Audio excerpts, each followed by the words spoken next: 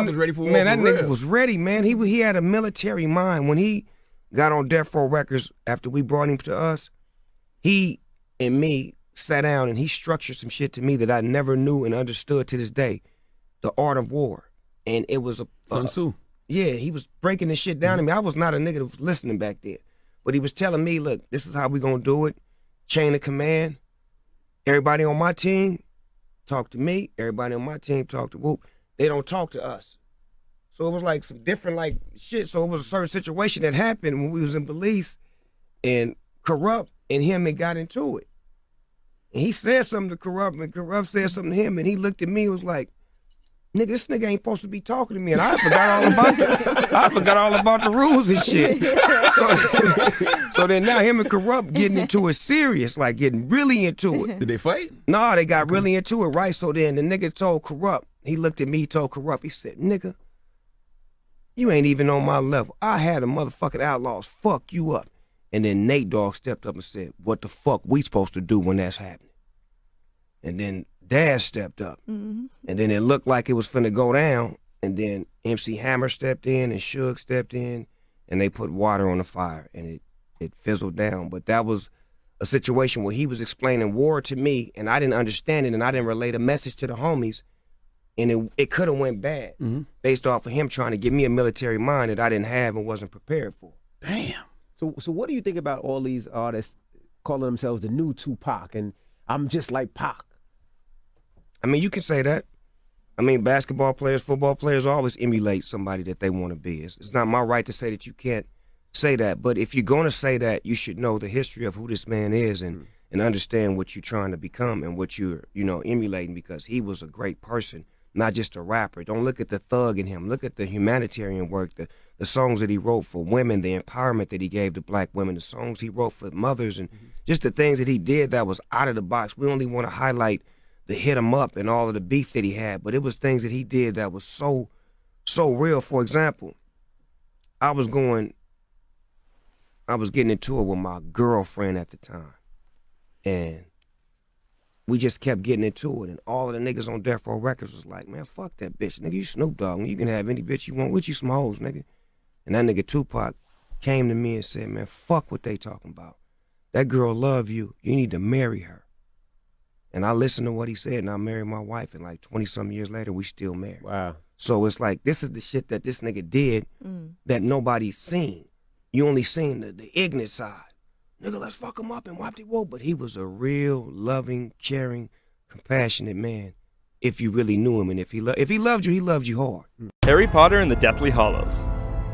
When the Harry Potter books and films were first gaining popularity, some religious groups boycotted it for celebrating the occult and witchcraft. However, those who stuck with the series all the way to the end could see clear parallels between the story's hero and Jesus Christ. Harry has humble beginnings, yet is told from a very young age that he's the chosen one. In the Deathly Hallows, Potter sets out on his own quest in the wilderness where he overcomes temptation. In the end, he accepts that he must sacrifice himself for the greater good and is struck down. He visits a heavenly place and speaks with a wise bearded man in white before returning to his earthly body and defeating evil. Apparently, when looking for ways to conclude the Harry Potter saga, J.K. Rowling looked no further than the greatest story ever told. The Matrix Reloaded. If you've studied The Matrix, you know that nothing that made it into those final movies is there by mistake. In The Matrix Reloaded, eagle-eyed viewers may have noticed that Agent Smith pimped out his ride with some sweet vanity plates. IS-5416 might just look like random letters and numbers, but good Christians will know that this is a reference to the Bible, Isaiah 54:16, which reads, "Behold, I myself have created the smith who blows the fire of coals and brings out a weapon for its work. And I have created the destroyer to ruin." This is basically Agent Smith's Ezekiel 25:17. It sounds super cool, but it's a little long to fit on a license plate. The Truman Show. Do you ever feel like some omniscient being is watching over your every move? Some call this feeling God, but if you've seen The Truman Show, you've probably imagined an Ed Harris-like producer overseeing and orchestrating your life's events at some point. While on the surface it's a film about voyeurism and reality TV, The Truman Show also brilliantly incorporated deeper ideas of free will and God's plan. Truman questions Ed Harris' all-seeing showrunner and defies his plan, thereby achieving personal freedom. What begins as a light comedy actually turns into a subliminally subversive narrative that could have people doubting their own beliefs. In The Truman Show, God turns out just to be another man behind a curtain. Captain America, the Winter Soldier. If you've ever heard conspiracy theorists throw around names of organizations like Illuminati and New World Order and wonder what the heck they were talking about, then look no further than Hydra in Captain America Winter Soldier. When filmmakers decided to take inspiration from political thrillers, a secret agency with tentacles in high levels of government made for the perfect villain. Like Hydra, many believe the Illuminati to be tied to post-war Nazism and is made up of the most powerful people in the world who secretly manipulate everything. It's been said that they even employ mind control tactics. Pierce's line in The Winter Soldier about tearing down the old world to create a better one is basically what people refer to as the New World Order. What's fact and what's fiction here remains to be seen. So those are just a few examples of subtle messages hidden in our favorite movies. What about you? What movies made you look at things differently? Let us know in the comments below, and don't forget to subscribe to our channel for more fun videos like this one.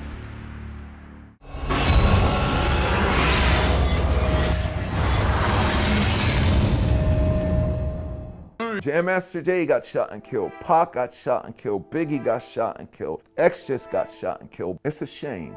But the greatest shame is, what about all of the young men and women who are not celebrities getting shot and killed? Imagine if the same way we advertise X and advertise Jay's death and Biggie's death, imagine what would happen if we started advertising every young person getting shot and killed. Then it would be outrage. My fight isn't with the dude that shot Jam Master Jay in the head. I have no personal beef with him. My fight is against the mentality that would cause him to do it. Pac got shot, hip hop mourns for 2-3 weeks, and then we go back doing the same bullshit, same ideas, concepts, and images, like having a gun is cool, not changing the conditions that killed Pac. So, of course, 2 weeks later, another motherfucker's going down and Biggie's going to die. Then we do the same thing. We make tribute records and we talk and he's a legend in that. The thing is, when the first shooting happened, let's do something so that it doesn't happen again. Why having a gun and shooting motherfuckers is cool? That's a hip hop mentality with it, because I'm from the hood, this and that. No, we created hip hop so we didn't need street gangs and drug dealers. That excuse is Arnold Schwarzenegger and Bruce Willis and they make violent action films. So my thing to anybody in hip hop saying it's acceptable because it's entertainment, no, it's different. If you're gonna use that excuse, then get the fuck off the mic and go be an actor. Hip hop has a responsibility no matter what generation we're from you come, now, past, present, and future. You can tell a story about gangs and drug dealing and stuff like that. But the very next record on your album is a record about not using a gun. Y'all motherfuckers can make whatever y'all want. For me, it's fucking homicide and genocide. People are killing each other. When I came out and said, with the same attitude that a rapper would talk about selling drugs, I'm DMC, and the place to be, I go to St. John's University. Since kindergarten, I acquired the knowledge. After 12th grade, I went straight to college. I didn't preach. I didn't say you're wrong for being in a gang or using a gun. But the guys that was in the gang and using guns was like, oh shit. DMC, one of the baddest motherfuckers on the planet, said, he go to St. John's University and education is cool. And I had kids come and tell me, yo, when you said that rhyme, D, just for you saying it, you made me realize that I don't need a gun. I don't need to sell drugs. I went and got my GED. Okay, now I got a GED because DMC said education is cool. But you made me realize you can be educated, safe, and not sell drugs and be in a gang and still get money. Hip hop came along because we was killing each other, shooting each other, and having gang fights. And the Zulu Nation said, y'all motherfuckers gotta stop killing each other. And people was like, so what the hell are we gonna do? Hip hop said, what can you do? All of the possibilities and all of the things to make the necessary changes is right at our fingertips, but nobody is utilizing them. I don't hate on this generation's hip hop, but we gotta create hip hop all over again. People ask me, what do you think about today's hip hop? I say it's disco. I remember I was a little kid, disco was huge. One morning when I was little, I went to sleep and I woke up the next morning and all over the world and the globe, disco sucks. Everybody was saying the disco sucks. It wasn't the artists and the music that sucks. It was the fucking lifestyle. If you look at hip hop right now, purple fur coats, diamonds, champagne, Rolls Royces, Bentleys, fucking Learjets, sex, violence, everybody's living their life. So what happened when that happened in New York City in the 70s? The very thing happening with hip hop right now is what disco did, and motherfucker named Melly Mel came out and made a record, The Message. Right now, we need a 17 to 19-year-old individual to make The Message, to shut down all the nonsense that we're celebrating. drinking lean and this and that. You can get high, you can go to the party, but what about making sure everybody's eating?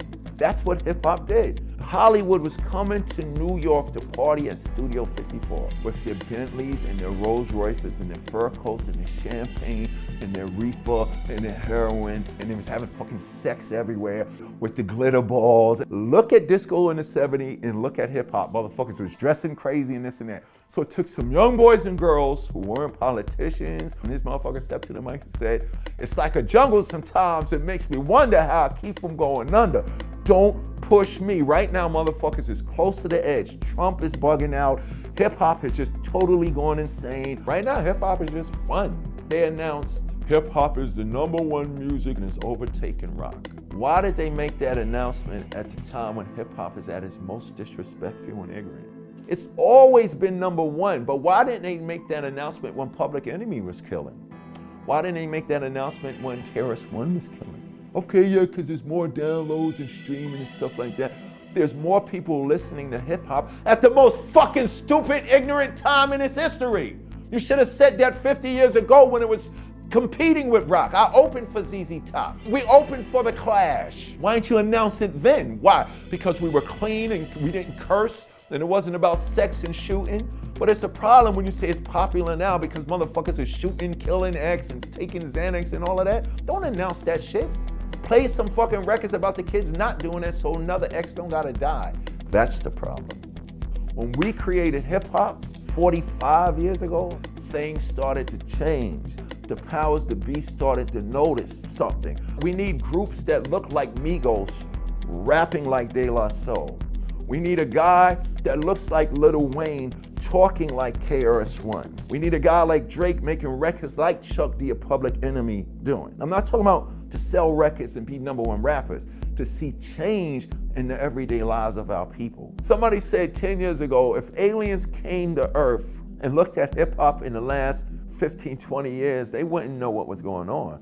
But prior to 15, 20 years, every time there was an issue in our community, in our music, in society, that very week a rapper would make a record about it. Look at what's been going on globally in the world. Look at what's been going on in America. We went through 2 Gulf Wars, all the crime in the streets, all the shootings, the police shooting kids, the white police shooting kids, kids shooting kids, the disrespect of our women. It's fucked up politically with Trump, the education who sucks.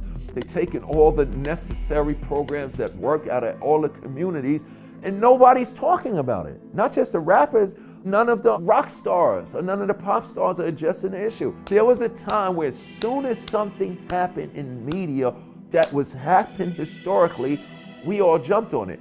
Now this current generation sits back because they think it's not cool to talk about doing something right. These kids now get more attention if they talk about their Xanax problem and how much lean and codeine they take. Run DMC smoked more weed than God could possibly grow on this green earth. We never put those images and concepts on our records. I drank more liquor than the earth could produce. I was sending in orders before they could even make it in the distillery. I was going directly to God, send me my liquor now. But I never put those images, concepts on a record. Why? Because if Run DMC can make a record about these, and the whole world to this day want to know it, what's going to happen if I rhyme about codeine and smoking angel dust? See, that's the problem. It's not a proper carol, it's a lack of responsibility. Listen to hip hop radio. All the fucking records is about codeine and Xanax. There's not one rapper on there rapping, I never got high a day in my life. We need dudes in hip hop that don't get high. We need dudes in hip hop that ain't in the street gang. We need to overflood hip hop with Kendrick Lamar and Chance the Rappers. We have Chance. We have Kendrick Lamar. We have a lot of underground MCs. Those underground MCs should be allowed to express those views and ideas commercially. Earlier, hip hop was so diverse in the beginning. It was Run DMC, but it was De La Soul. It was NWA. Everybody was rapping, but everybody was different. Collectively, we all made hip hop great. So now it's about the front man. Let's just get the front man. The dominant presentation was group. Why? Because we are stronger together. That's why when the Wu-Tang did come along, it was a lot of the motherfuckers. It was powerful and it was a statement. Now you can really focus on what we're trying to accomplish, what we're trying to say. We're more threatening when we show our numbers. So what happened was they started looking at this group, seeing the one guy that stands out and say, yo, come here, get rid of your group and come here and do this way for us. Somewhere along the line, the powers that be figure if they divide us up, feed one guy so he's all right, he's not going to give a fuck about bringing. Look, if I could get in a group with 3 people, that means I could get in a group with 4 people. If I could get with 4, I could get with 5. So they didn't want to see us grow on a positive note. You got all these radio stations globally that say the station that loves hip hop, we love hip hop. But you're only playing these groups for the hot individuals. You're not playing the powerful, educational, inspirational, motivational, representational songs of the hip hop culture. So they broke us down. You saw Run DMC, you didn't have to love Run. You might have, yo, I like that guy Jay, man. Or the quiet one with the glasses. We don't see ourselves in what we behold now. We see these other motherfuckers that are so dominant that we gotta step outside of who we are just to become that. So with the groups, it was a total representation of what you can be because you're already those things.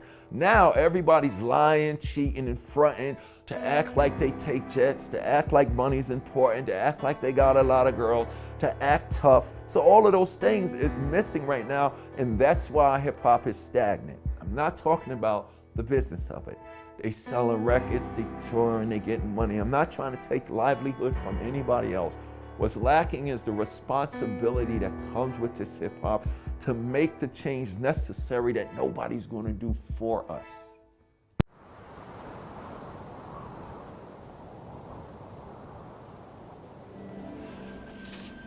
Dear Dr. Brown, on the night that I go back in time, you will be shot by terrorists.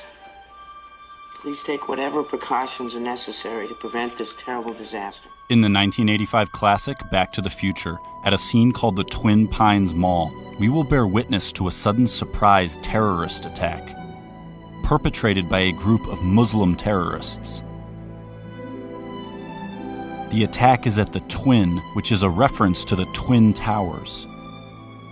When we turn the sign upside down, the digits on the clock read 911 or 9/11. The Twin Pines are a symbolic representation of the Twin Towers. Before the terrorist attack, the twins are present, but after the attack, the twins are gone, replaced with a single pine. This takes place on 9/11, where the twins are destroyed and replaced with a single tower, the One World Trade Building. Also at this scene, Doc shows us 2 stopwatches, both of which display encoded 9/11s. Is this only a coincidence? The pines are the towers, and this symbol system is confirmed in Back to the Future Part 2, where we see the twin pines appear again on a projection movie screen in Marty's future house. Marty's family gathers around the movie screen, and the twin pines actually morph into the twin towers. This is because the Twin Pines are the Twin Towers. The pines are the towers. Pines, towers. And the Twin Pines Mall is the Twin Towers Mall, which is why all the clocks here secretly say 9/11 and why there will be a Muslim terrorist attack resulting in the destruction of the Twin Pines, or the Twin Towers. But the appearance of the towers is not a random backdrop, as we can see the Statue of Liberty lurking just as secretly as the towers, making this scene a secret recreation of New York City, where Marty's family has gathered to stare at Ground Zero. Of these 3 characters staring at Ground Zero, one of them is completely upside down. But in the entire Back to the Future saga, this is the only time when an upside-down character will ever appear. The hint being given here is to observe the scene from his perspective by turning it upside down. But when doing so, the Twin Towers are clearly shown to be falling down. In the entire history of cinema, this scene of Back to the Future is the most literal depiction ever made showing the Twin Towers falling down. So how is it possible that this scene would occur in a story that already contains a terrorist attack by Muslims at the Twins on 9/11, where the twins are the Twin Towers, which then execute Hollywood's best depiction of the Twin Towers' collapse? But Back to the Future doesn't just portray this attack, it develops into an elaborate warning about it. I can just go back early and warn him. I have to tell you about the future! Doc, about the future. You will be shot by terrorists. But Marty is carrying more essential information about the future. He knows the exact time and date that a tower will be struck. Save the clock tower! Save the clock tower! Don't forget to take a flyer. Save the clock tower! In a story we already suspect of being a 9/11 warning, how is it possible that this phrase appears on a flyer telling the future? Then, when the tower strike takes place, a giant flaming 9/11 is ignited in the street. Save the clock tower! Marty knows exactly when and where this tower strike will happen because it's all written on this flyer and placed in his hands. But something lurks in the background overseeing this transaction. But why does this symbol hover while Marty is forewarned about the tower strike? You catch your reflection in the window of a building. You can hear the giggling of children. They walk past, but they never help him. What he's seen in the window, he could have killed him. Young boy run, that young boy should have ran as fast as he can. He's looking at himself, he's no longer a young boy. He's looking back at a grown man. Young boy, run. They're trying to keep you in the slums. Young boy, run. What's happening right now inside everybody is they're going, who am I? What do you feel when you say the word I myself? That today I'm not what I think I am. I'm not what you think I am. I am what I think you think I am. So we live in this perception of a perception of ourselves. Hence, my identity is made by what my parents think I should be. My identity is made up by what my college or university thinks I should achieve. I don't think there can be any more fascinating preoccupation than that. Because it's so mysterious. It's so elusive. And at a certain point, I realized, hey, wait a second, you know, if it's so easy to lose Jim Carrey, who the hell is Jim Carrey? At some point, when you create yourself to make it, you're going to have to either let that creation go and take a chance on being loved or hated for who you really are, or you're going to have to kill who you really are and fall into your grave grasping onto a character that you never were. I want you to find your own walk right now, your own way of striding, pacing, any direction, anything you want. Robert Frost said, 2 roads diverged in a wood, and I took the one less traveled by, and that has made all the difference. And that's why there's always an element of profound mystery in the problem of who we are. Because what you are in your inmost being escapes your examination in rather the same way that you can't look directly into your own eyes without using a mirror. You can't bite your own teeth.